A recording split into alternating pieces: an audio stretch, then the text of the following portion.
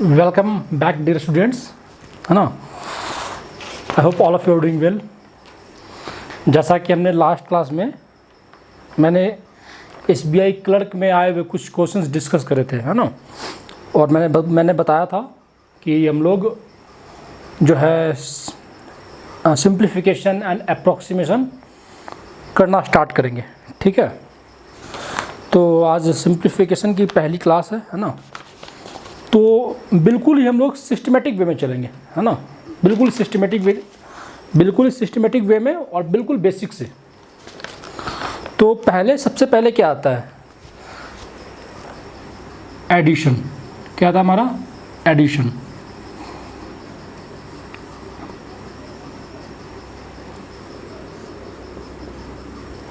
ठीक है। तो सबसे पहले हम एडिशन सीखते हैं, लेकिन मैं आपको एडिशन सिखाऊंगा नहीं, है ना। क्योंकि मेरा मानना है एडिशन एक ऐसा टास्क है जिसको कि आप बड़े आराम से परफॉर्म कर सकते हो, है ना। तो मैं आपको एडिशन में आपसे मैं ज़्यादा टाइम नहीं लूँगा, है ना। एडिशन पे आप ये खुद से चेक कर लेना कि आप ऐसे एडिशन के ऑपरेशन परफॉर्म कर पाते हो या नहीं।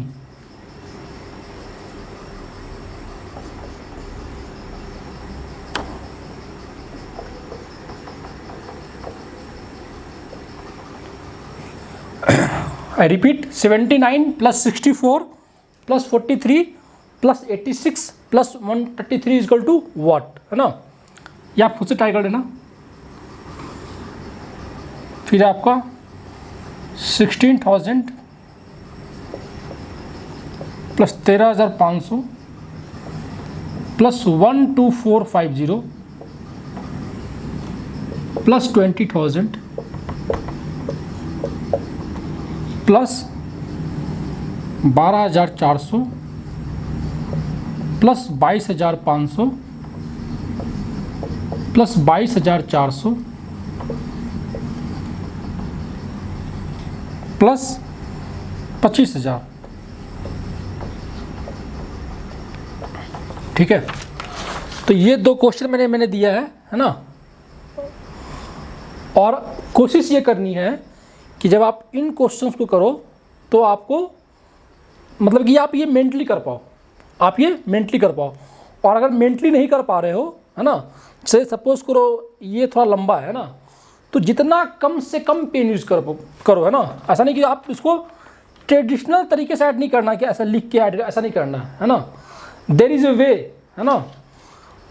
कुछ लोग एडिशन का भी ट्रिक बतलाते हैं, ट्रिक है ना, लेकिन मैं नहीं बतला रहा, ठीक है। क्योंकि मेरा ये मानना है कि एडिशन एक ऐसा टास्क है जो कि हमारा ब्रेन काफ़ी आराम से परफॉर्म कर लेता है। तो इसलिए मैं अपना टाइम इस पर वेस्ट नहीं करना चाहता, है ना। लेकिन जिन लोगों को एडिशन निकालने में दिक्कत आ रही है, सपोज को वो इसको, अच्छा, इस क्वेश्चन के लिए हो सकता है कि आपको कुछ लिखना पड़े, लेकिन इस क्वेश्चन के लिए तो मेंटल वर्क क्या सफिशिएंट है। इसे आपकी कैलकुलेटिव एबिलिटी इतनी तो होनी चाहिए कि ऐसे इजी लेवल के एडिशन आप मेंटली परफॉर्म कर पाओ। अगर ऐसे इजी लेवल की भी एडिशन आप मेंटली परफॉर्म नहीं कर पा रहे हो, it means something is wrong, है ना। तो आप कमेंट बॉक्स में मुझे बताना, फिर मैं आपको बताऊंगा। और इस क्वेश्चन में आपने पेन को कम से कम यूज़ करना है, यूज़ करना है, ठीक है। बाकी अगर आपको कोई दिक्कत आए तो मुझे बताना कमेंट बॉक्स में, मैं देख लूँगा, ठीक है। तो एडिशन पे मैं टाइम वेस्ट नहीं करना चाहता, ठीक है। ये बच्चों वाले बात है ना। ये दो क्वेश्चन जो थे बहुत ही इजी क्वेश्चन थे। चलिए मैं एक क्वेश्चन लेता हूँ जो आपके एग्जाम में आ रखा है। प्रीवियस ईयर, कौन सा प्रीवियस ईयर है ये तो मुझे नहीं मालूम, लेकिन ये प्रीवियस ईयर में आ रखा है, ठीक है। क्वेश्चन हमारा यूं है, 4 प्लस 44 प्लस ये प्लस ये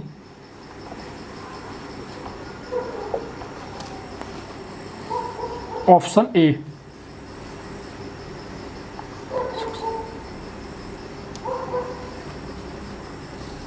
49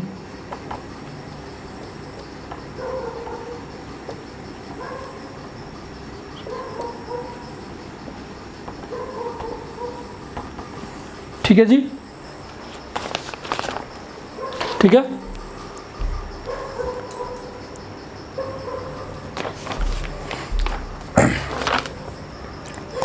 अब बात आती है कि इस टाइप के क्वेश्चन को कैसे करते हैं, और हो सकता है ये तो देखो क्या करते हैं, अभी आपका 444 444 4 times 4, it could go further है ना, 5 टाइम्स 4 6 टाइम्स 4।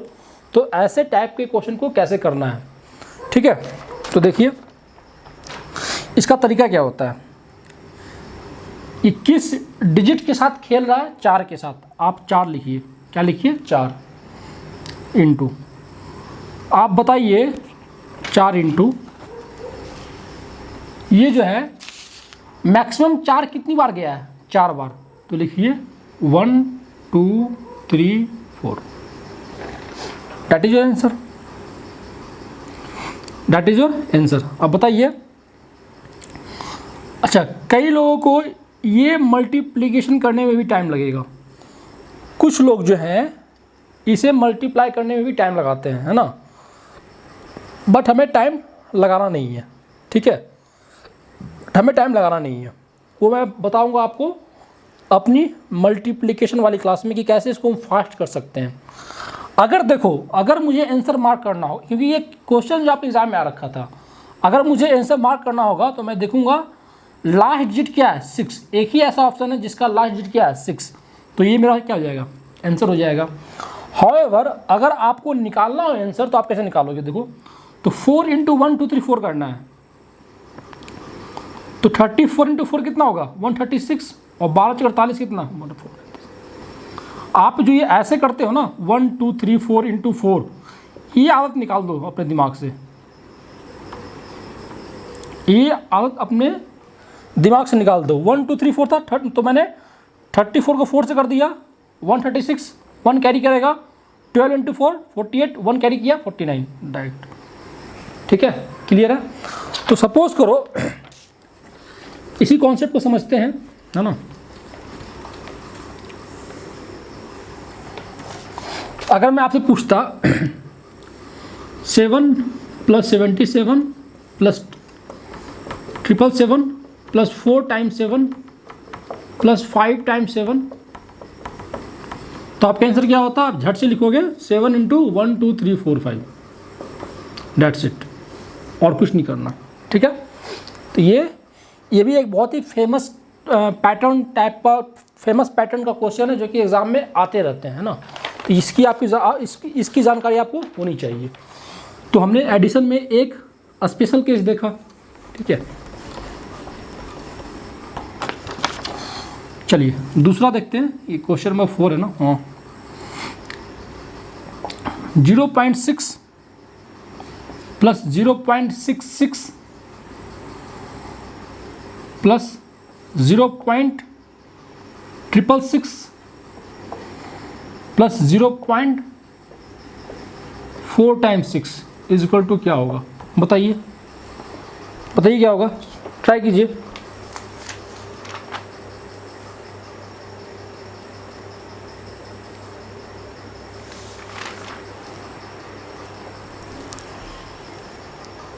देखिए ये भी बहुत ही फेमस पैटर्न है। आपको इसमें करना क्या होता है, किस डिजिट के साथ खेल रहा है, 6 के साथ खेल रहा है, तो 6 लिखिए। मैक्सिमम कितनी बार गया है, 4 बार गया है। क्योंकि अब ये पॉइंट के फॉर्म में है तो हम इस बार उल्टा डायरेक्शन में लिखते हैं, मतलब पहले हम लिखते थे 1 2 3 4, अब लिखेंगे उल्टा 4 3 2 1, 4 3 2 1, सिंपल, ये लिखेंगे। तो बताइए कितना हो जाएगा। चलिए अभी मैं आपके तरीके से करता हूँ, है ना, क्योंकि मल्टीप्लिकेशन में आपको भी, है ना, मैंने मल्टीप्लिकेशन मैंने आपको करवाया नहीं है। तो 21 से कितना हो गया, 126, है ना, 6 3 18, और ये कितना हो गया मेरा, 6 चक 24, 24 1 25, ठीक है। अगर आप 4 3 2 1 से मल्टीप्लाई करोगे 6 से तो कितना आएगा मेरा, यही आएगा, है ना। किस अब बात ये है कि ये तो पॉइंट्स में, हमने तो पॉइंट लगाया नहीं, पॉइंट कहाँ पे लगाना है। तो आप देखो जो मैक्सिमम जो है वो कितना है, 4 प्लेस तक गया ना, डेसिमल के बाद मैक्सिमम 4 टाइम्स तक गया है ना। तो हम क्या करेंगे, हम 4 पॉइंट्स यहाँ भी ले लेंगे। तो 1 2 3 4 यहाँ पे हम डेसिमल लगा देंगे, मतलब 2.5926 that will be my answer.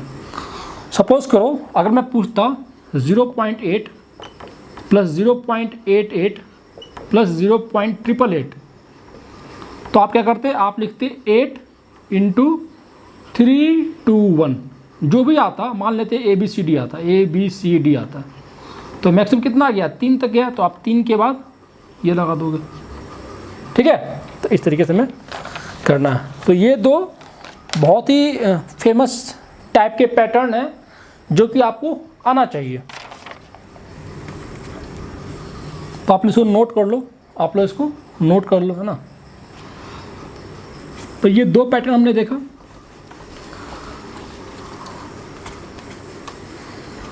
चलिए एक क्वेश्चन है हमारा, क्वेश्चन ये रहा हमारा, क्वेश्चन हमारा ये है, काफी प्यारा क्वेश्चन है ये।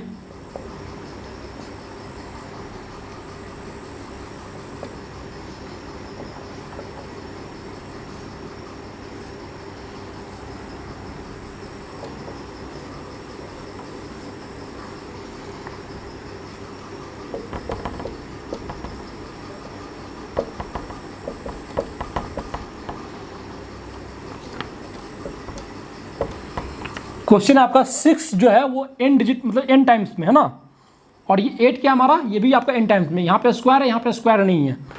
तो आपसे पूछता है बताइए इसका आंसर क्या होगा। ये रहे आपके ऑप्शन। ये भी बहुत ही फेमस पैटर्न का क्वेश्चन है जो एग्जाम में आता रहता है। आई थिंक ये कैट में आ रखा है question, not sure about it, है ना, बट शायद मैंने कहीं देखा है इसे, मैंने कहीं प्रीवियस ईयर में देखा है इसे।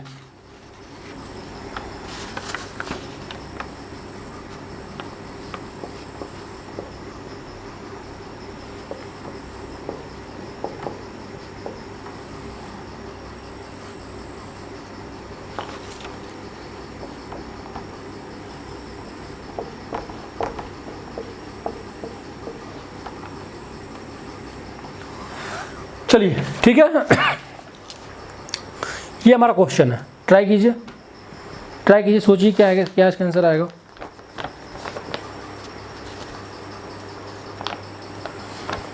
देखिए है ना, कॉन्सेप्ट क्या बोलता है। अगर आप इस क्वेश्चन को करने जाओगे, no doubt you can do it, ठीक, ये इतना भी टफ नहीं है, हाँ, लेकिन इस क्वेश्चन को करने का सबसे सटीक तरीका क्या है, सबसे बेस्ट अप्रोच क्या है। देखिए बात कर रहा है आपसे, ये n डिजिट है, यहाँ भी n डिजिट है। हम क्या करते हैं, देखिए हम क्या करते हैं, हम n को 1 मान लेते हैं, हम n को 1 मान लेते हैं। तो बताइए अगर आप n को 1 मान लेते हैं तो ये जो है ये कन्वर्ट हो जाएगा किस में, ये कन्वर्ट हो जाएगा 6 में, और ये कन्वर्ट किस में हो जाएगा, 8 में। तो मतलब अब जो आपका जो क्वेश्चन है, आपका जो क्वेश्चन है वो हो गया 6 का स्क्वायर प्लस 8, 6 का square plus 8 is equal to क्या, 44। ठीक है जी। मैंने क्या किया, मैंने n को 1 एज्यूम कर लिया, है ना, क्योंकि अगर जो भी इसका आंसर होगा वो n के हर एक वैल्यू के लिए क्या करेगा, सेटिस्फाई करेगा। मैं क्या बोल रहा हूँ, जो मान लो कि इसका आंसर बी ऑप्शन है, अगर बी इसका करेक्ट आंसर है तो ये n के हर एक वैल्यू को सेटिस्फाई करेगा। तो मैंने n को 1 मान लिया, तो n को 1 मान लिया तो मेरा आंसर क्या आ रहा, 44। तो अब देखते हैं कौन सा ऑप्शन मुझे 44 दे रहा है। तो बताओ ये कितना हो जाएगा, 10 में से 1 गया 9, ये नहीं देगा। 100 माइनस 1 99 ये दे सकता है, ये दे सकता है, ये दे रहा है, मतलब बी हमारा आंसर हो सकता है कि नहीं। इसे देखते हैं 10, और ये नहीं, ये भी नहीं दे रहा, ये भी नहीं दे रहा। तो एक ही ऐसा ऑप्शन है जो मुझे 44 दे रहा है, it means B is the right answer, B is the right answer. कुछ करने की जरूरत नहीं थी, है ना, कुछ भी करने की जरूरत नहीं थी, B is the right answer. हाँ, अगर इन केस कोई दो ऑप्शन होते जिसमें कि मेरा टैली कर रहा होता है ना, ऑप्शन मान लो कि यहाँ पे ऑप्शन डी भी 44 दे रहा होता, तो हम कोई और मैकेनिज्म अपनाते ये फाइंड आउट करने के लिए इन दोनों में से कौन मेरा करेक्ट आंसर है। ठीक है, तो चूंकि वो तो ऐसा कुछ केस यहाँ पे है नहीं, तो मैं उसको इग्नोर करता हूँ, है ना। तो जब भी इस टाइप का क्वेश्चन आए तो ऐसा शॉर्टकट आप लगा सकते हो ना, इससे आपका काफ़ी टाइम भी बच जाएगा, है ना, और हो भी बहुत जल्दी जाएगा। ठीक है, ये हमारा हो गया।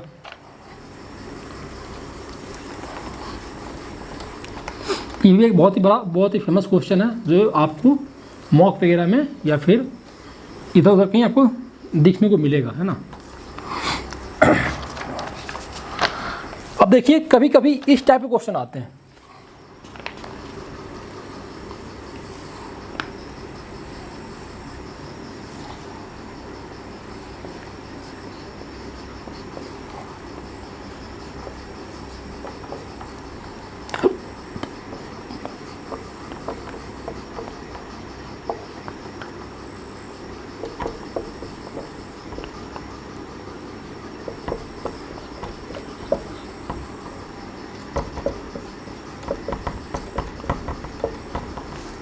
ये में निकालना है, ठीक है, ये में निकालना है।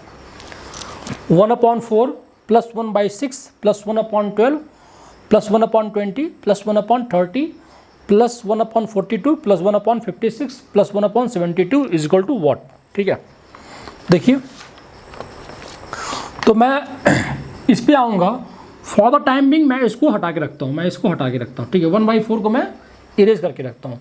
पहले हम इस पर फोकस करते हैं।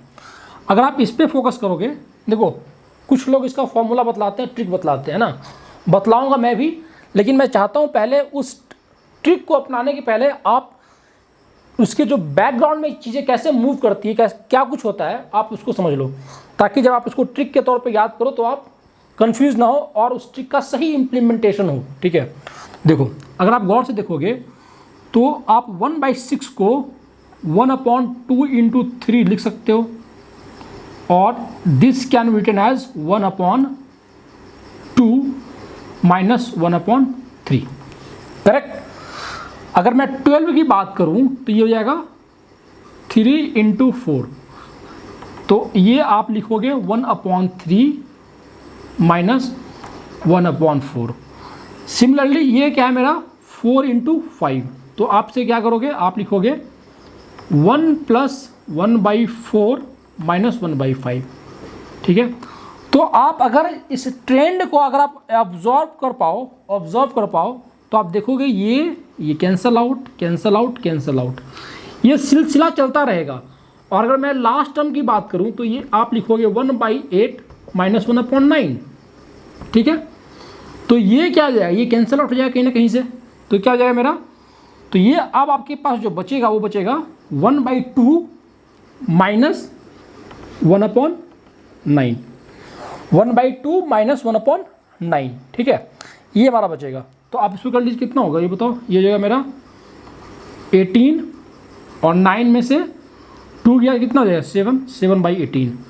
तो कितना हो गया मेरा 7/18। और अब बताओ यहाँ पे क्या था 1/4, तो 7/18 प्लस 1/4। अब 18 और 4 का एलसीएम कितना होगा, देखो आई हैव टोल्ड यू, है ना, कि मैं आपको एलसीएम एचसीएफ निकालने का भी मैं आपको शॉर्टकट बताऊंगा ताकि आप मेंटली निकाल पाओ। तो 18 4 का एलसीएम कितना हो जाएगा 36, तो कितना हो गया 14, यहाँ कितना हो जाएगा 9, तो कितना हो गया, इसका करेक्ट आंसर क्या होगा 23/36। ठीक है, तो आपको ऐसा, तो जब कभी अगर ऐसा क्वेश्चन पूछ रहा हो तो आपको ये ट्रेंड पकड़ने आना चाहिए। बेसिकली इस टाइप के क्वेश्चन है ना, इसको मैं डेप्थ में करवाऊंगा, जब मैं एक चैप्टर करा रहा हूँगा सीक्वेंस एंड सीरीज। बट मेरा ये मानना है कि आपके banking examination point of view से वो जो चैप्टर है वो इतना इंपॉर्टेंट नहीं है ना, क्योंकि उसमें AP, GP, HP वगैरह आएगा, है ना। तो उतना आपको डीप में जाने की ज़रूरत नहीं है, बट ऐसे क्वेश्चंस बैंक एग्जाम्स में आते हैं और ये बहुत ही इजी लेवल का क्वेश्चन है। तो मैं आपको क्या बता रहा था कि आपको ये जो इस टाइप के क्वेश्चन में ना आपको ट्रेंड पकड़ना होता है, तो वो ट्रेंड पकड़ने आपको आना चाहिए, ठीक है। अभी देखो इसमें 1/4 देके आपको उसने एग्जामिनर ने 1/4 क्यों इंट्रोड्यूस किया यहाँ पे, क्योंकि होता ये है कि आप सीधे यहाँ सोचना स्टार्ट कर देते हो। आप बोलोगे यार ये 1/4 यहाँ पे तो कुछ बन ही नहीं रहा। अगर आप 1/4 को देखोगे तो अगर आप 1/4 से सोचना स्टार्ट करते, अगर आप 1/4 से सोचना स्टार्ट करते तो ये पैटर्न बनता ही नहीं है ना। तो वो आपको कंफ्यूज करना चाह रहा था कि आप इस 1/4 के चक्कर में पढ़ो, लेकिन ऐसा इसके चक्कर में पढ़ना नहीं है। हमें क्या करना है, हमें इसे इग्नोर कर देना है, क्योंकि अगर मैं इसको इग्नोर कर दूं तो यहाँ से लेके यहाँ तक में पैटर्न बनता हुआ दिख रहा है। तो मैं ऐसा करता हूँ, मैं इसको सोल्व कर देता हूँ और जो आएगा उसमें मैं 1/4 ऐड कर दूंगा, कौन सी बड़ी बात है ना। समटाइम्स क्या होगा, वो आगे ना दे के लास्ट में दे देगा, समटाइम्स क्या होगा वो बीच में दे देगा। तो जब कभी ऐसा 1-2 टर्म एक्स्ट्रा दे दे तो उससे कंफ्यूज नहीं होना है, इस तरीके से चीज़ों को एडजस्ट कर लेना है। तो चलिए इसी पैटर्न पे 1-2 क्वेश्चन और देखते हैं, अच्छा क्वेश्चन देखते हैं। अच्छा, कुछ लोग इसमें ट्रिक क्या बतलाते हैं मैं बता रहा हूँ, है ना। हालांकि अगर आपको पैटर्न ऑब्जर्व करने आ गया तो ट्रिक की ज़रूरत नहीं है, वरना से ट्रिक क्या देते हैं, ट्रिक देते हैं 1/d into 1/f minus 1/l। जहाँ d क्या है, d है हमारा, d है मेरा डिफरेंस, क्या इन दोनों के बीच में क्या डिफरेंस है, ठीक है। और क्या मेरा f क्या है, फर्स्ट टर्म मैं कितना बताओ, फर्स्ट टर्म है मेरा ये था 2 और 3, तो क्या था 2, और यहाँ पे क्या 8 × 9, लास्ट टर्म क्या है मेरा 9, तो क्या हो जाएगा डिफरेंस कितना है मेरा 1, तो 1 इंटू है ना इंटू 1/2 माइनस 1/9। तो ये इसका ट्रिक होता है ना, 1/d into 1/f minus 1/l। Again but trick वगैरह पे आप ध्यान मत दो, है ना। मेरी यही राय रहेगी आपको कि आप ट्रेंड को पकड़ना सीखो, क्योंकि समटाइम्स वो इसके न्यूमरेटर में स्लाइड चेंज कर देगा तो ये फॉर्मूला चेंज हो जाएगा। तो कितना फॉर्मूला ध्यान में रखोगे, है कि नहीं। बट आप इसको ध्यान में रखो, एक बार आपने ट्रेंड, मेन क्या है, मेन काम है ट्रेंड पकड़ना। आपने ट्रेंड पकड़ लिया तो आपको फॉर्मूला की जरूरत नहीं, क्योंकि आपको साफ साफ दिख जाएगा अच्छा ये तो हमारा कैंसिल आउट हो रहा है, हमारा सिर्फ वो बचेगा, और फिर आपने वही लिख देना है, ठीक है। चलिए इसी पैटर्न पे 1-2 क्वेश्चन और करते हैं।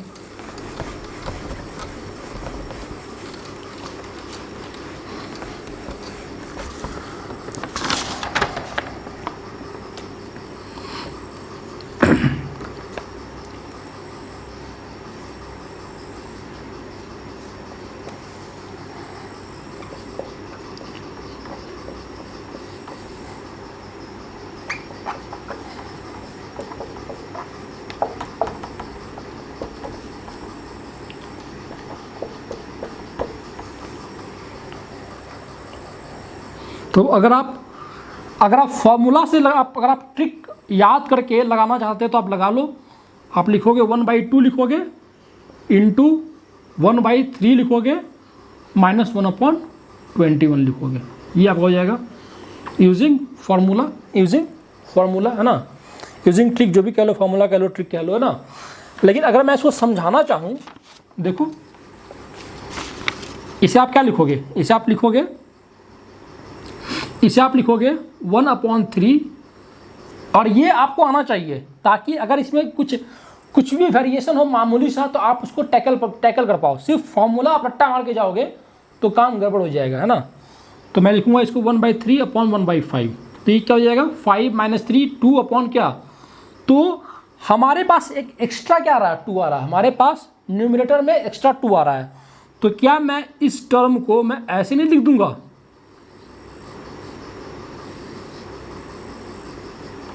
बिल्कुल लिख सकता हूँ, कोई दिक्कत वाली बात नहीं, क्योंकि अब जो 2 है ये कैंसिल आउट हो जाएगा, ठीक है, फाइन।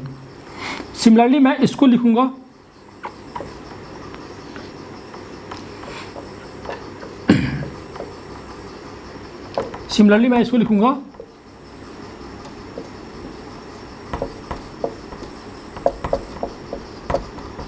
इसको मैं ऐसे लिखूंगा, ठीक है जी। अब क्या होगा, मैं हाफ में कॉमन ले लेता हूँ, ओवरऑल में। तो आप जब हाफ कॉमन ले लोगे तो अगेन सब कुछ कैंसल आउट होना शुरू हो जाएगा। बचेगा क्या? बचेगा सिर्फ वही बचेगा।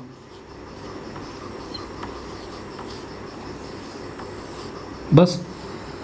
तो आप फॉर्मूला भी लगा सकते हो, लेकिन मेरी राय ये रहेगी कि आपको कॉन्सेप्ट भी पता होना चाहिए और आप में इतनी काबिलियत होनी चाहिए कि आप ट्रेंड को पकड़ पाओ।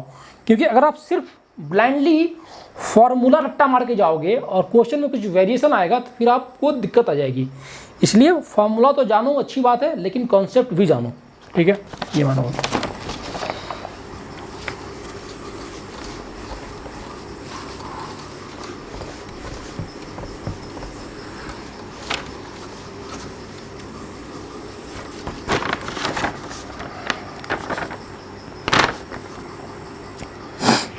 चलिए,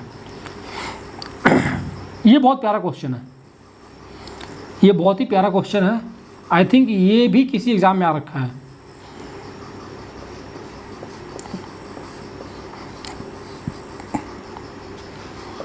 देखिए, मैं आपको जितने क्वेश्चंस करवा रहा हूँ ऑलमोस्ट ये किसी ना किसी एग्जाम में आ रखे हैं।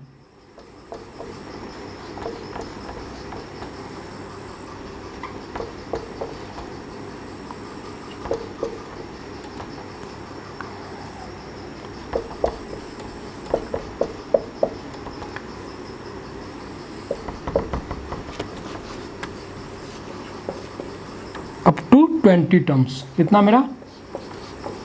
Up to 20 terms. मतलब ये जो आप ये जो लिख रहे हो, ये कहाँ तक लिखोगे? ये 20 टर्म्स तक लिखोगे। तो और ये रहा आपका ऑप्शन। हाँ, ये तो डेफिनेटली किसी ना किसी एग्जाम में आ रखा है, क्योंकि इसमें मैं ऑप्शन भी लिख रखे हैं मैंने।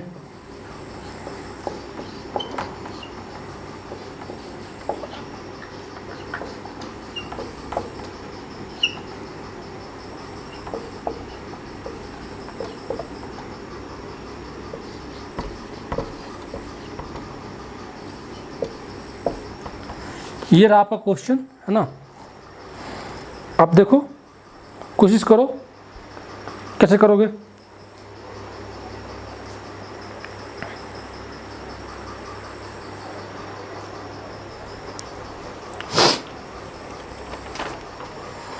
ठीक है, ये बहुत ही प्यारा क्वेश्चन है, अच्छा क्वेश्चन है ना। क्योंकि आप देखो, यहाँ पे आपको एक दिखेगा, यहाँ पे आपको 3 दिख रहा है, फिर 1, फिर 3, ये कुछ ना कुछ गड़बड़ है। तो अगर आप यहाँ पे फॉर्मूला लगाओगे तो क्या बात नहीं बनेगी। इसलिए मैंने बोला फॉर्मूला के साथ साथ कॉन्सेप्ट का सीखना बहुत ज़रूरी है। तो चलिए, हम इनके ऑप्शन पे बाद में आएंगे। देखिए, बोर्ड छोटा है आज, है ना। मैंने लास्ट वीडियो में बतलाया था कि हम लोग बड़े बोर्ड पे स्विच करेंगे, लेकिन लॉकडाउन की वजह से लाइटिंग का काम हो नहीं पा रहा है ना। तो इस वजह से हमें छोटी बोर्ड पे ही काम चलाना पड़ रहा है। But definitely in a couple of days that problem will be resolved and we will switch to, है ना, हम लोग नए बोर्ड पे अपनी क्लासेस स्टार्ट करेंगे। ठीक है, तो फिलहाल मैं ऑप्शंस को इरेज करता हूँ, है ना, ऑप्शंस को इरेज करता हूँ और क्वेश्चन पे ध्यान देता हूँ, क्वेश्चन पे ध्यान देता हूँ। ठीक है, हमें इस सीरीज़ का सम निकालना है, हमें इस सीरीज़ का सम निकालना है। तो मैं इसमें एक इंटरेस्टिंग वो पैटर्न क्या देख रहा हूँ, ये वाला और ये वाला। अगर मैं इसको मान लूँ x, मैं बोलूँगा x equal to 1 into 2 plus 2 into 3 plus dot dot dot. और चूंकि ये 20 टर्म की बात कर रहा है, तो मतलब 10 जो टर्म होंगे इस नेचर के होंगे और 10 टर्म जो इस नेचर के होंगे। तो मैं लिख दूँ इसको 10 टर्म्स। ठीक है जी, आइए बताइए। तो इसका जो 10th टर्म होगा, टर्म होगा वो आप एपी के फॉर्मूला से निकाल सकते हो। जिनको एपी अर्थमेटिक प्रोग्रेशन का थोड़ा बहुत नहीं पता, हो सकता है उन्हें दिक्कत आए, है ना। तो मैं उनके लिए फॉर्मूला लिख देता हूँ। हमारा फॉर्मूला क्या होता है? an is equal to a plus n-1 into D. ठीक है, अब सपोज करो हमें निकालना 10th टर्म, तो a10 इज इक्वल टू ए क्या होता है? फर्स्ट टर्म क्या है मेरा? 10 -1 9 इंटू 1, तो 9 + 1 कितना? 10। है ना। हालांकि इसको तो आप ओरली निकाल सकते थे, लेकिन जब कभी आपको ऐसा हो तो आप इस फॉर्मूला का यूज़ कर लिया करो। जिन लोगों को एपी मालूम है उन लोगों को ये बात अच्छे समझ में आ गई होगी कि मैं क्या बोलना चाह रहा हूँ। जिनको एपी नहीं मालूम है वो पैसेंस रखें, जब मैं एपी वगैरह करवाऊँगा तो वहाँ पे एक्सप्लेन कर दूँगा। फिलहाल आपको ऐसे काम चलाना पड़ेगा, ठीक है। तो इसका जो 10th टर्म होगा वो कुछ ऐसा होगा, ठीक है। तो अब ये बताइए, अब ये साफ साफ आपको पैटर्न दिख रहा है, तो अब मैं लिखूंगा 1 अपॉन, है ना, कॉमन डिफरेंस कितना है मेरा 1, है ना, इनटू फर्स्ट टर्म क्या है 1, लास्ट टर्म क्या है 11। तो कितना हो गया आपका, हो गया 11 माइनस 1, 10/11। मतलब जो x वाली सीरीज थी उसका सम क्या हो गया 10/11, ठीक है जी। चलिए, इसमें आपको कोई दिक्कत नहीं आई होगी, है ना। अगर मैं y लिखूं और इन टर्म्स को लूं 1/4 प्लस 4 इंटू 7 प्लस 7 इंटू 10, ये भी क्या जाएगा आपका 10 टर्म्स तक जाएगा। अब ये बताइए, इसका मैं 10th टर्म लिखूं तो मैं क्या लिखूंगा, तो बताइए फर्स्ट टर्म क्या है मेरा 1, ये 9 और हमारा ये क्या है d, क्या है यहाँ पे d आपका है 3, कितना मेरा 3। तो क्या होगा मेरा, बताइए, ये हो जाएगा मेरा 9 3 जा 10 में से कितना गया, एक 9, 9 3 जा 27 प्लस क्या 1 28, कितना हो गया मेरा 28। तो 28 हो गया, तो आप क्या लिखोगे, यहाँ पे लिखोगे 1/28 और क्या लिखोगे 31, ये लिखोगे आप, ऑब्वियस सी बात है। तो इसका आंसर क्या लिखोगे आप 1 अपॉन कॉमन डिफरेंस, मतलब 1 अपॉन डी, कितना 3 इंटू फर्स्ट टर्म 1/1 और लास्ट टर्म कितना 31। तो कितना हो जाएगा यहाँ से 31 माइनस 1 कितना 30 अपॉन क्या 31 अपॉन क्या 3, तो 10/31 कितना हो गया मेरा, तो ये हो जाएगा 10/31, ठीक है जी 10/31। अगर आप, अच्छा दूसरी बात क्या है, देखो अगर आप गौर से, देखो कुछ लोग क्या करेंगे, अब इसको सोल्व करना स्टार्ट करेंगे 31st 11 का एलसीएम ये वो, लेकिन कुछ करने की ज़रूरत नहीं है। आप गौर से देखो 31 और 11 दोनों क्या प्राइम नंबर है, और तो इसका एलसीएम कितना हो जाएगा 31 इंटू 11। वो नंबर कौन सा है जिसके डेनोमिनेटर में यूनिट डिजिट कितना 1 है। ऐसा कौन सा ऑप्शन है जिसके डेनोमिनेटर का यूनिट डिजिट क्या है 1 है। सिर्फ एक ही ऐसा ऑप्शन है, option D. So option D is the right answer, ठीक है जी।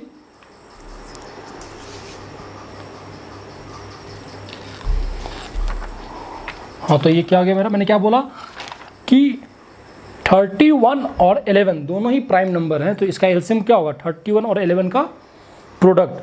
तो बताओ 31 इंटू 11 इसका यूनिट डिजिट क्या होगा 1।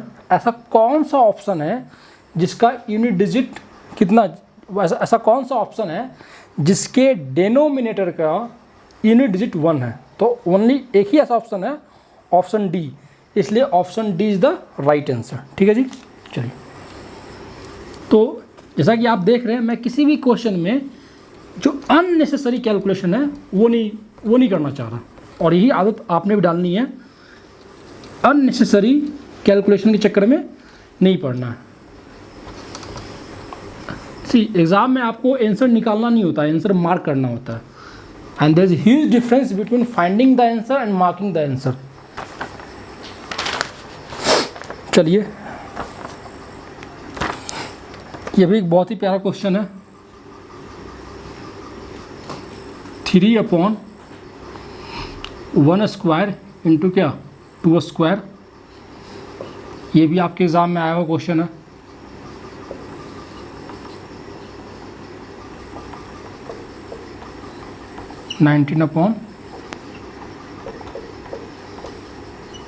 और देखिए, ये मैं आपको काफ़ी बेसिक लेवल के क्वेश्चन करवा रहा हूँ ना।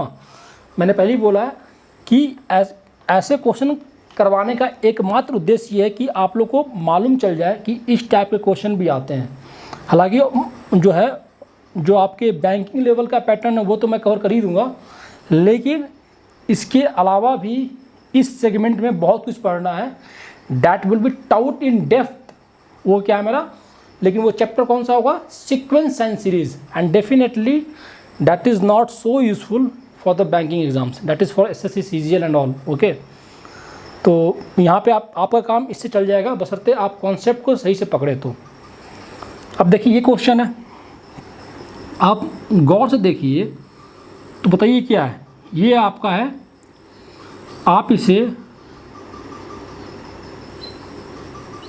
अगर ऐसा लिखें तो कोई दिक्कत नहीं, बताओ। अगर आप इसे ऐसा लिखें तो कोई दिक्कत, कोई परेशानी, आप बोलोगे बिल्कुल नहीं, है ना। सिमिलरली इसे आप क्या लिखोगे, आप इसे लिखोगे, मेन थिंग क्या, पैटर्न। फॉर्मूला कभी याद नहीं रखना, रख लो अच्छी बात है, लेकिन पैटर्न आपने पकड़ लिया ना तो क्या चुट्टी के खेल है। फिर ये आपने कर दिया, फिर आप लिखोगे 1/9 का स्क्वायर माइनस 1/10 का स्क्वायर। ठीक है, तो आप देखोगे सब कुछ कैंसिल आउट हो जाएगा। क्या बच जाएगा, सिर्फ बच जाएगा 1 माइनस कितना, 1/10 का स्क्वायर, मतलब 1 माइनस 1/100, मतलब 99 माइनस क्या, upon 100। That is your answer. तो जब अभी आपको ऐसा दिखे तो आपकी ये अप्रोच होनी चाहिए, है ना। इसमें क्या फॉर्मूला लगाओगे आप, इसलिए मैंने बोला फॉर्मूला इंपॉर्टेंट नहीं है, कॉन्सेप्ट इज़ द किंग। ठीक है, चलिए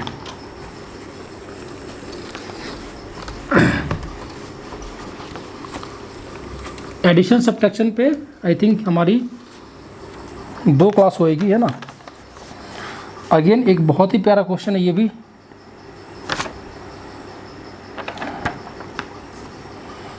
भी बहुत ही प्यारा क्वेश्चन है। लिखिए,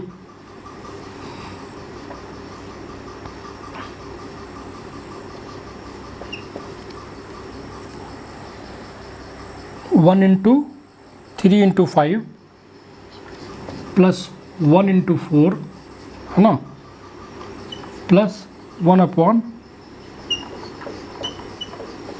और इस टाइप के बहुत सारे सीक्वेंस एंड सीरीज में क्वेश्चन बनते हैं ना। लेकिन अगेन आई रिपीट, मैं उतना डेप्थ में नहीं जा रहा, जो अक्सर एग्ज़ाम में आते रहते हैं मैं उन सीरीज़ को डिस्कस कर दे रहा हूँ। बाकी डेप्थ में सीक्वेंस एंड सीरीज में कवर की जाएगी। ठीक है,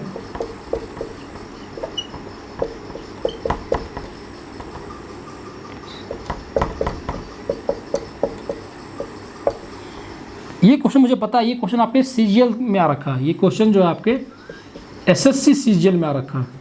इस क्वेश्चन का मुझे याद है ना, क्योंकि कुछ लोगों ने मुझसे ये क्वेश्चन पूछा था, है ना। तो ये क्वेश्चन मुझे याद है, ये क्वेश्चन जो है आपके एसएससी सीजीएल में आ रखा है।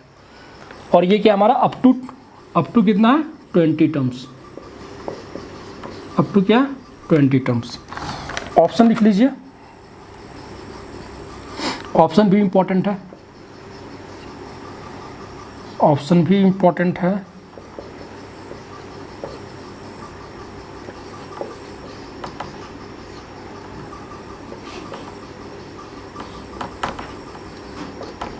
सेवन 191/15174। ऑप्शन डी हमारा जो है वो है 5183। देखिए 1/1 into 3 into 5 plus 1/1 into 4 plus 1/3 into 5 into 7 plus 1/4 into 7 plus 1/5 into 7 into 9 plus 1/7 into 10। ऐसा सिलसिला जो है वो 20 टर्म्स तक चला है। ये जो सिलसिला है ये 20 टर्म्स तक चला है। और ये रहे आपके ऑप्शन 6179/15275, 6070/14973, 7191/15174, 5183/16423। ये क्वेश्चन आपके सीजीएल मेंस में आ रखा है। ठीक है, अब फिलहाल मैं ऑप्शन को डिलीट करता हूँ, मैं ऑप्शंस को यहाँ से हटाता हूँ, है ना, इसे भी हटाता हूँ। और अब आते हैं इस क्वेश्चन को कैसे सोल्व किया जाए, इस क्वेश्चन को कैसे सोल्व किया जाए। तो देखिए हम क्या करेंगे, हम पहले आप इस सीरीज़ को अगर गौर से देखोगे तो आप देखोगे कि ये दो पार्ट में बटा हुआ है। एक पार्ट में तो वो 3 टर्म्स को लेके चल रहा है और दूसरे पार्ट में वो 2 टर्म्स को लेके चल रहा है कि नहीं।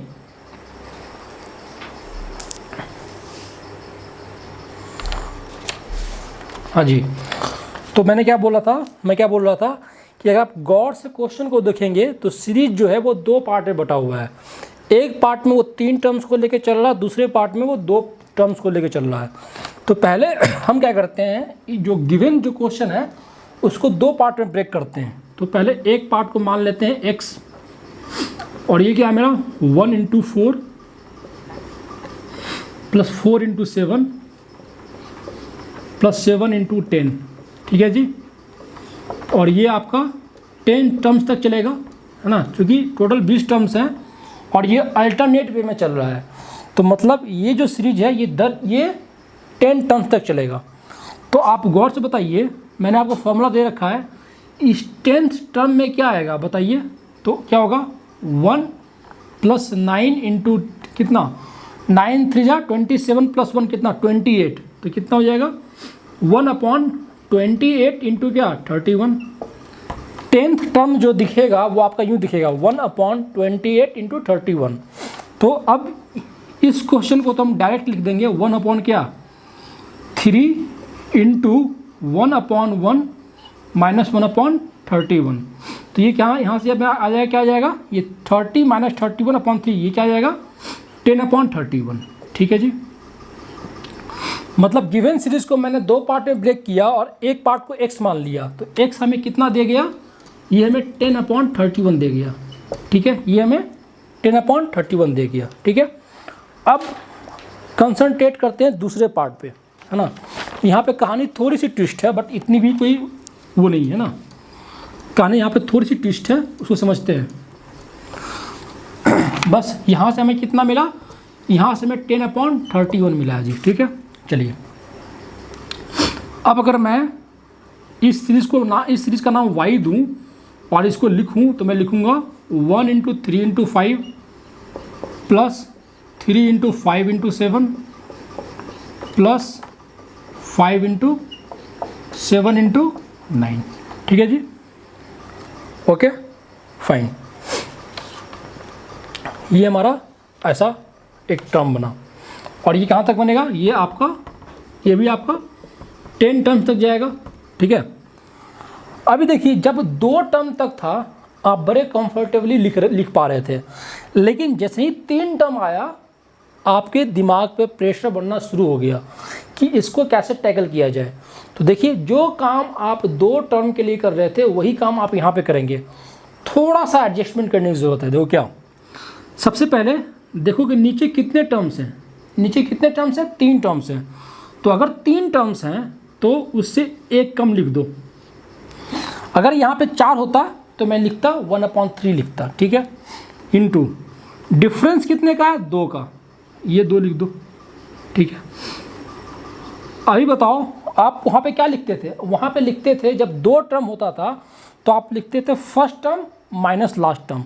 तो चूंकि यहाँ पे 3 टर्म है तो आप क्या करोगे, फर्स्ट 2 टर्म लोगे, तो कितना होगा 1/1 × 3 माइनस, अच्छा इसका लास्ट टर्म क्या होगा, इसका लास्ट टर्म कितना है मेरा बताइए। फर्स्ट टर्म है आपका 1, 9 इंटू डिफरेंस कितना है 2 का, तो 9 दूनी 18, 1 19। तो अगर आप करोगे तो इसका जो 10 टर्म दिखेगा वो दिखेगा 1/19 इंटू 21 इंटू 23, ये दिखेगा आपको। तो आपने क्या करना है, जैसे आपने फर्स्ट टर्म में पहले 2 टर्म लिए तो सिमिलरली लास्ट में आप लास्ट के 2 टर्म लेंगे, 1/21 इंटू क्या 23, ये बन गया मेरा।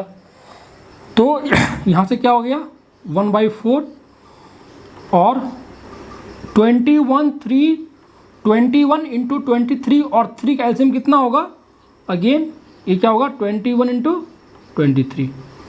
बाकी ये कैलकुलेशन पार्ट है, आप चेक कर लीजिएगा। और आई रिपीट, ये पार्ट मैं जानबूझ के छोड़ रहा हूँ, है ना, इस क्वेश्चन का जो आंसर है without doing any calculation, without doing any calculation आप निकाल सकते हो, क्योंकि ये इतना बल्कि कैलकुलेशन हो जाएगा अगर आप इसको लिटरली मल्टीप्लाई वगैरह करने लगोगे, it will consume lot of time. So there is a need to do a smart work in calculation part. वो मैं जानबूझ के छोड़ रहा हूँ ताकि आप अपने दिमाग पे थोड़ा जोर लगाओ, है ना। हर चीज़ मैं ही करा दूँ, ये क्या है, ये अच्छी बात नहीं है। आप अपने दिमाग पे थोड़ा जोर लगाएं और कोई तरीका निकालें ताकि आप जो इसका आंसर निकालें वो विदाउट कैलकुलेशन निकाल पाएँ। तो मेरा यहाँ पे मेरा जो गोल था वो ये था कि जब कभी 3 टर्म आ जाए तो आप कैसे उस टाइप के क्वेश्चन को टैकल कर सकते हो, है ना। तो ये आप सोल्व कर लेना, +10/31 कितना आएगा आपको देख लेना। मैं इसका आंसर भी मुझे ऐसे मालूम है नहीं कि इसका आंसर क्या है ना। अच्छा, इसका आंसर बी आंसर है, इसका आंसर बी है। इसका आंसर बी था जिसके न्यूमरेटर में था 6070 अपॉन 14973। ये इसका करेक्ट आंसर है। आई रिपीट, आपने ट्रेडिशनल कैलकुलेशन नहीं करना है, आपको स्मार्ट वर्क करना है और आंसर मार्क करना है। ये मैं आपके ऊपर छोड़ता हूँ, ठीक है। बाकी अगर आप पूछना चाहोगे तो कमेंट बॉक्स में बताना, मैं आपको बता दूंगा, ठीक है।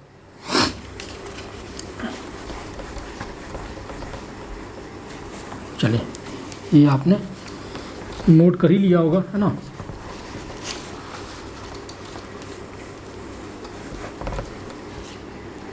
नेक्स्ट क्वेश्चन की तरफ मूव करते हैं।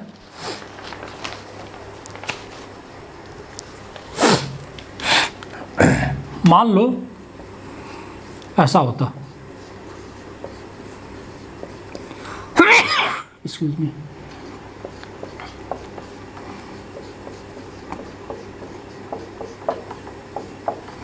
अगर ये सीरीज होती हमारी, अगर हमारी सीरीज जो है वो ये होती, ठीक है, वो देता अप टू 10 टर्म्स, है ना। 1 × 2 × 3 × 4 अपॉन 1/2 × 3 × 4 × 5, ऐसा 10 टर्म्स। और आपसे पूछता इस सीरीज का सम बता दो, तो आप क्या करते। देखिए, सबसे पहले नीचे कितना टर्म्स है, 4 टर्म्स है, उसको लिखिए, एक कम करके लिख दीजिए, कितना हो गया 1/3। डिफरेंस कितने का है, 1 का। अब आप क्या करोगे, फर्स्ट टर्म में आप स्टार्टिंग के 3 टर्म लोगे, तो 1 × 2 × 3। अच्छा, लास्ट टर्म क्या होगा, तो लास्ट टर्म मेरा बताओ क्या होगा, ये होगा। तो लास्ट टर्म हमें, तो पहले 10th टर्म कैसा होगा पहले वो निकालो, तो ये कैसा होगा, ये होगा आपका 10 × 11 × 12 × 13, ऐसा होगा, ठीक है। तो आप क्या कर दोगे 1 अपॉन लास्ट की 3 है ना, तो 11 × 12 × 13, बस यही आपने कर देना है और आपका आंसर निकल जाएगा, ठीक है। तो 4 रहे या 5 रहे, इससे कोई मतलब नहीं। अगर 5 होता तो मैं यहाँ पे 4 लिखता, यहाँ पे डिफरेंस लिखता और स्टार्टिंग के 4 ले लेता और यहाँ पे लास्ट के 4 ले लेता, बस यही काम करना होता है, ठीक है।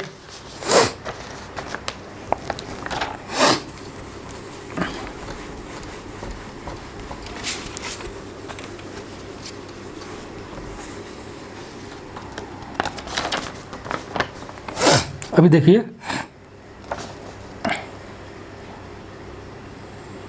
एक क्वेश्चन हमारा और है, ये हमारा 1 + 1/2 × 1 + 1/3 × 1 + 1/4 डॉट 1 + 1/n, ये कि हमारा क्या होगा। तो देखिए, अगर आप ध्यान से देखिएगा तो ये क्या होगा, ये होगा 3/2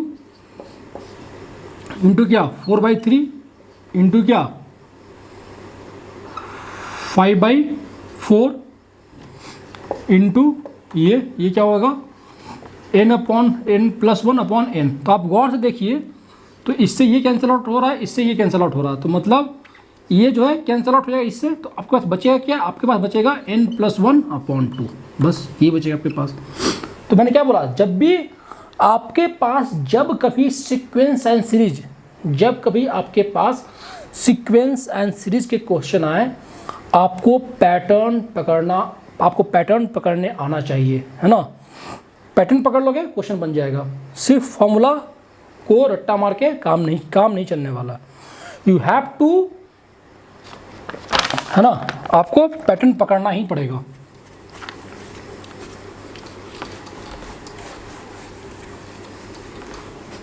तो मैंने कुछ क्वेश्चंस जो है मैंने करा दिए हैं, है ना, और कुछ यहाँ पे चूँकि डिटेल में इसमें बहुत सारे सीरीज के क्वेश्चन बनते हैं, लेकिन वो सीक्वेंस एंड सीरीज में। हाउएवर अगर आपको इन पे प्रैक्टिस के लिए क्वेश्चन चाहिए तो आप कमेंट बॉक्स में मुझसे बोल सकते हो, या टेलीग्राम चैनल पे आप मुझे बता सकते हो that I need few more questions to practice on such questions, then I will provide to you. Okay,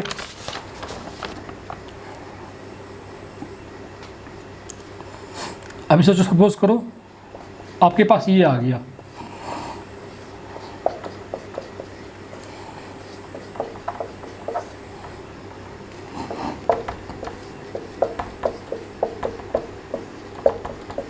ये आ गया, तो अब डायरेक्ट आप लिख सकते हो क्या, आप डायरेक्ट लिखोगे 51 + 1 अपॉन क्या 2, दैट इज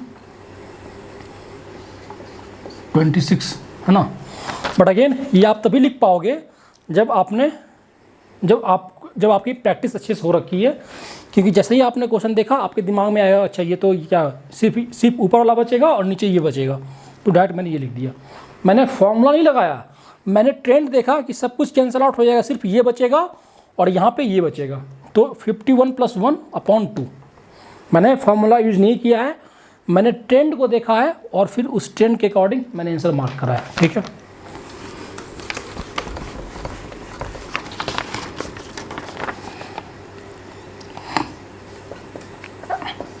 एक आपका ये भी आता है,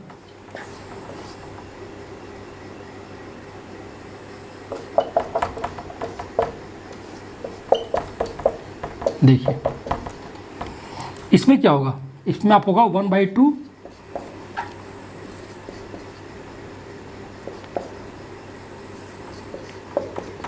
ये होगा आपका। आप अगर गौर से देखेंगे तो यहाँ पे इस बार इस तरीके से कैंसिल हो रहा है, तो यहाँ पे क्या बचेगा, ये आपका बच जाएगा 1 और यहाँ बच जाएगा क्या n, तो इसका आंसर क्या होगा 1/n, इसका आंसर क्या हो जाएगा 1/n, है ना। तो पैटर्न को पकड़िए, है ना। इस बात आप देखो ना, इस साइड से कैंसिल होते जा रहा है, तो ये वाला इसको कैंसिल कर देगा, बच जाएगा सिर्फ ये और बच जाएगा सिर्फ ये, है ना।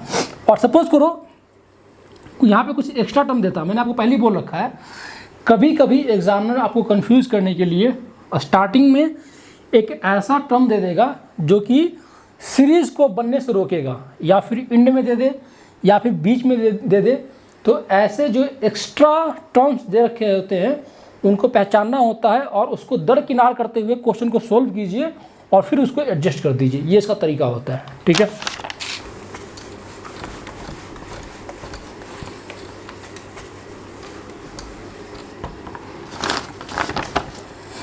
चलिए ये क्वेश्चन आपके एग्ज़ाम में आ रखा है, ये क्वेश्चन आपके एग्ज़ाम में आ रखा है ना।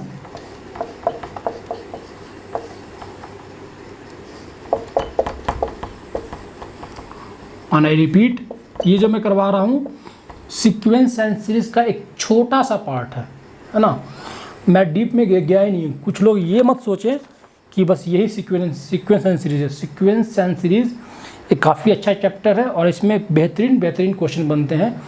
मैं उतना डेप्थ में नहीं जा रहा क्योंकि आपके banking examination point of view से वो इतना इम्पोर्टेंट नहीं है कि उतने हाई लेवल के क्वेश्चन कराए जाएँ। वो क्वेश्चंस एसएससी सीजीएल वगैरह के लिए, चाहे सीडीएस वगैरह के लिए अच्छे होंगे, बट आपके डेफिनेटली आपके बैंकिंग एग्जामिनेशन के हिसाब से उतने अच्छे और रेलिवेंट नहीं है। तो इररिलेवेंट चीज़ करने का कोई फ़ायदा नहीं। मैं आपको टफ क्वेश्चंस करा दूं, वो आपके एग्ज़ाम में आए ही ना, तो कोई मतलब बनता नहीं है उसका। ठीक है, हाँ, अगर मैं एसएससी सीजीएल के बच्चों को पढ़ा रहा होता तो डेफिनेटली मैं फुल डीप में जाता, बट आपके हिसाब से यहाँ पे जाने की आप लोगों को बतलाने की कोई ज़रूरत है नहीं।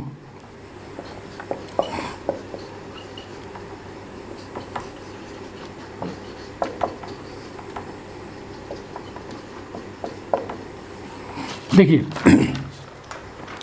1 + 1/2, 1 + 1/4, 1 + 1/6, 1 + 1/8, 1 - 1/3, 1 - 1/5, 1 - 1/7 इज इक्वल टू 1 + 1/x।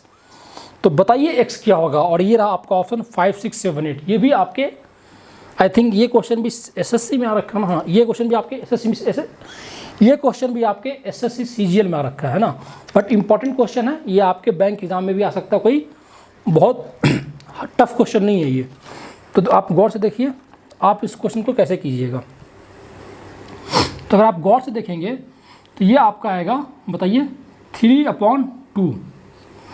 ये क्या आएगा 5/4। ये क्या आएगा 7/6। ये क्या आएगा 9/8।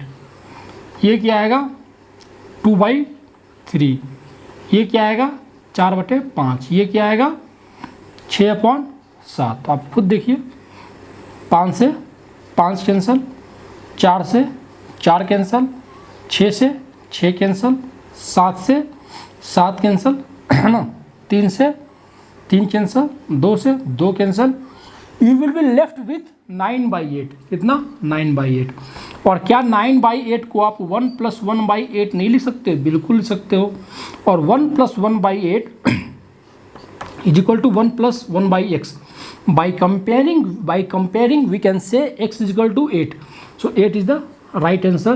it was such an easy question. ठीक है, तो I think sequence and series पे मैंने आपको एक झलक दिखला दी है ना। मैंने आपको एक झलक दिखला दी है ना, ताकि एटलीस्ट जब ऐसे इस सेगमेंट के इजी क्वेश्चंस आएँ तो आप उनको टैकल कर पाओ। मैंने फुल डेप्थ में नहीं कराया है। तो ये हमने देखा है ना। एडिशन में मैंने पहले ही बोला कि मैं एडिशन का कोई ट्रिक नहीं देने जा रहा, क्योंकि ये मेरा ये मानना है कि एडिशन एक ऐसा टास्क है जो कि कोई भी बंदा बड़े आराम से परफॉर्म कर लेता है। फिर एडिशन में कुछ स्पेशल टाइप के जो नंबर्स थे वो मैंने करा दिए। इस टाइप के क्वेश्चंस भी आपके एग्ज़ाम में आते रहते हैं, तो मैंने ये करा दिया। ठीक है, अगेन मैं इसके डेप्थ में नहीं गया हूँ। ठीक है, अब इसके बाद एडिशन हमारा कवर अप हो गया। एडिशन के बाद और इसके अलावा कुछ चीज़ें जो एडिशन की रहती हैं that will be covered in fraction, है ना। फ्रैक्शन का एडिशन कैसे होता है वो सब भी मैं आपको फ्रैक्शन में कवर कर दूंगा, है ना। तो कुछ जगह पे मिसलेनियस चीज़ें चलती रहेंगी, है ना। तो ये हो गया मेरा एडिशन पार्ट। एडिशन में मुझे यही बतलाना था, है ना। अब नेक्स्ट एडिशन के बाद क्या आता है सब्ट्रैक्शन। और सब्ट्रैक्शन एक ऐसा टास्क है जब आप उसे परफॉर्म करने जाते हो तो आपके, है ना, आपके ब्रेन पे प्रेशर ज़रूर पड़ता है। मतलब कहने का मतलब ये है कि ये कोई बंदा सब्ट्रैक्शन उतना एफिशिएंटली नहीं कर पाता है जितना कि वो एडिशन कर पाता है। अगर मैं बोलूँ सिमिलरली, कोई बंदा डिवीज़न उतना जल्दी और उतना आसानी से नहीं कर पाता है जितना कि वो मल्टीप्लिकेशन कर पाता है ना। ये सबके साथ होता है। तो एडिशन मैंने इसीलिए नहीं करवाया क्योंकि मेरा मानना था ये आप कर सकते हो। हालांकि मैंने आपको बताया कि जिनको दिक्कत हो तो वो मुझसे कमेंट बॉक्स में मुझसे बोल सकते हैं, है ना, या टेलीग्राम पे पूछ सकते हैं। रही बात सब्ट्रैक्शन की, डेफिनेटली यू नीड ट्रिक्स, है ना, how to perform subtraction in a faster way, है ना। कैलकुलेशन को कैसे सब्ट्रैक्शन को कैसे फास्ट तरीके से सोल्व करना है ये आपको आना चाहिए, है ना। तो वो हम देखेंगे अपने नेक्स्ट वीडियो में। ठीक है, तो जो हमारी जो नेक्स्ट क्लास होएगी वो होएगी सब्ट्रैक्शन से स्टार्ट होएगी। तो पहले एडिशन करो, मैंने एडिशन कवर कर दिया, फिर मैं सब्ट्रैक्शन कवर करूँगा, then we will move to addition, sorry multiplication, then division, है ना। तो इस तरीके से हम लोग स्टेप बाय स्टेप चलते चलेंगे। तो बस आज के लिए इतना ही रखता हूँ, है ना। और जो कि मैंने बोला है आपको, जिन किसी को कोई दिक्कत हो या नंबर ऑफ क्वेश्चंस उन्हें चाहिए प्रैक्टिस के लिए, दे कैन कॉन्टैक्ट मी, है ना, थ्रू कमेंट बॉक्स और टेलीग्राम ग्रुप। तो बस आज के लिए इतना ही रखते हैं। और जैसा कि मैं बोलता हूँ, अगर आप लोगों को कंटेंट पसंद आया हो तो please do like and share as much as possible. और अगर चैनल पर नए हो तो सब्सक्राइब करें and please don't forget to press the bell icon button. चलिए, बहुत जल्द मिलते हैं अपनी नेक्स्ट वीडियो में, that will be about subtraction and multiplication. तब तक अपना ख्याल रखिए। Bye bye, take care.